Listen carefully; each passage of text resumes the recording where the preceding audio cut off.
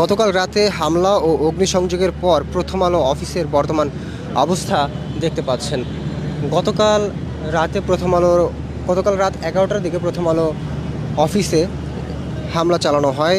এখানে দেখতে পাচ্ছেন গতকাল রাতে দুর্বৃত্তরা প্রথম আলো অফিসে ঢুকে যান এবং ঢুকে সেখান থেকে যে জিনিসপত্র ছিল, বইপত্র, ফাইল সব কিছু বাহিরে ছুঁড়ে ফেলা হয় এবং এখানে আগুন ধরিয়ে দেওয়া হয় এবং ভেতরে গিয়ে ভাঙচুর করা হয়। দেখতে পাচ্ছেন প্রথম আলো বন্ধুসভার যেই অফিসটি রয়েছে চারতলা, এই পুরো চারতলা অফিসটি ভেঙে ফেলা হয়েছে। ভেতরের যে সকল জিনিসপত্র ছিল সেগুলো বাহিরে ছুঁড়ে ফেলা হয়েছে। অনেক কিছু এখান থেকে লুট করে নিয়ে যাওয়া হয়েছে, ভাঙচুর চালানো হয়েছে। দেখতে পাচ্ছেন এই ঘটনার সূত্রপাত হয় মূলত শরীফ ওসমান হাদিকে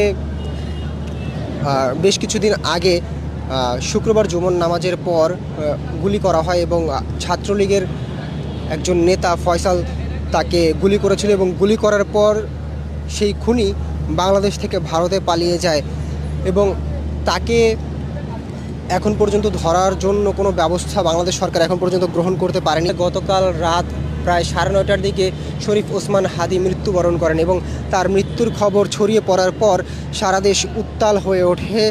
দেশের বিভিন্ন জায়গা থেকে বিক্ষোভ মিছিল হয় এবং বিশেষ করে ঢাকা বিশ্ববিদ্যালয় এরিয়াতে বিক্ষোভ ছড়িয়ে পড়ে।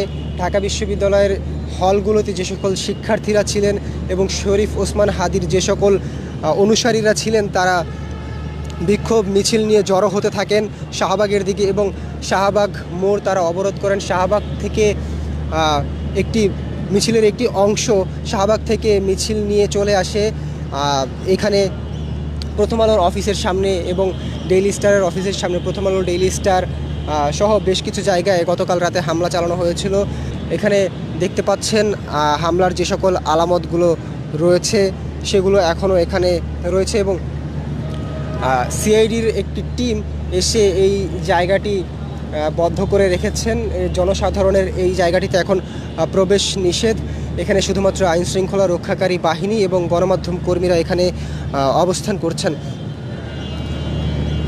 এখানে আইনশৃঙ্খলা রক্ষাকারী বাহিনীরা রয়েছে।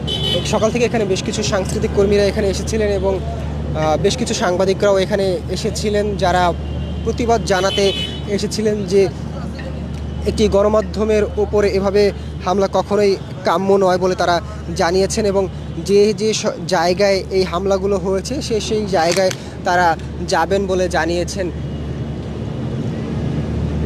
এবং গতকাল প্রথম আলো ডেইলি স্টারের অফিসে হামলা হওয়ার পর